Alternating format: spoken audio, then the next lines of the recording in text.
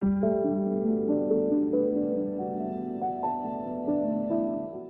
video is a small peek inside the Cozy Fall Stitches class.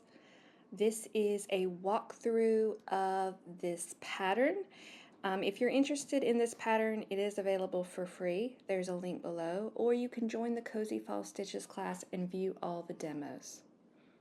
All right, so we're continuing on with the Cozy Fall Stitches class, and this time we have Pumpkin Star pillow pattern.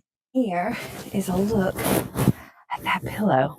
It is 20-inch pillow, so pretty decent size, and I've only made it this one time, but I'm excited to get to make it again because I never did quite like my pumpkin lines or grooves, so I want to get another shot at that. But it has binding on the edges. It has an envelope closure. So yeah, this is what we're gonna make. So right below this video, you can download the pattern.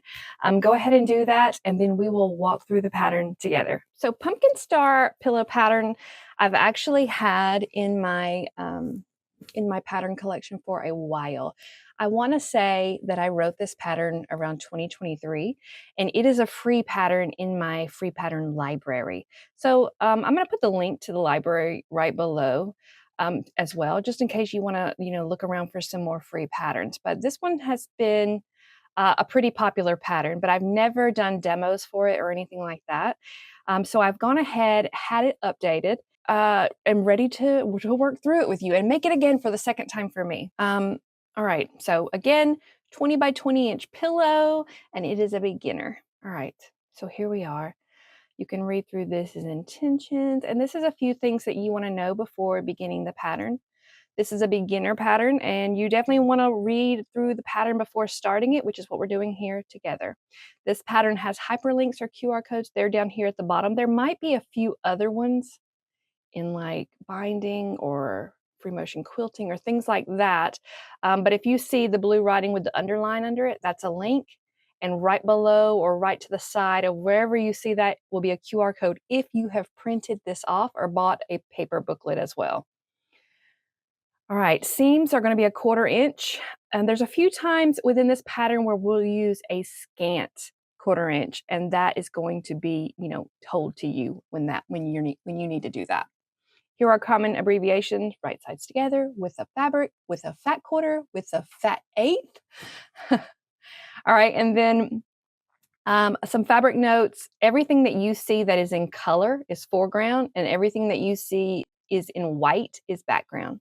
I've added 5 inches to the backing and the batting so that we can, have enough room to quilt. Um, if you're planning on having someone else quilt this for you, like a long armor, you may want to find out their requirements before you actually cut your batting and backing. All right, so moving on. This is all that you need to make this pillow, minus the actual pillow form. You'll need to get yourself a 20-inch pillow form as well. And then here is our cutting chart. And just in case you're new to quilting, because this is actually a really good project to start as a first-time quilter. I've got these broken down into, on fabric A, you'll cut 2 3.5-inch by width of fat 1/4 strips. Then you'll subcut that strip. You'll cut a 4.5-inch width of fat 1/4 strip. Then you'll subcut that strip. So that's how to read a cutting chart. And then there's a few places in here that uses just scraps like this right here. So for that, you'll just cut this or you'll just cut that.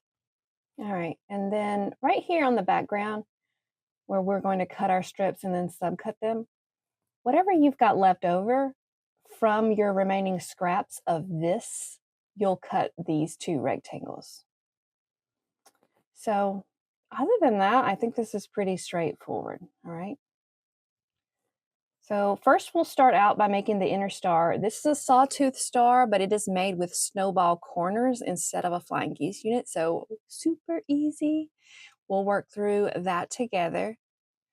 We'll finish our inner star, and then we're gonna make this section and then sew all of it to the inner star, right?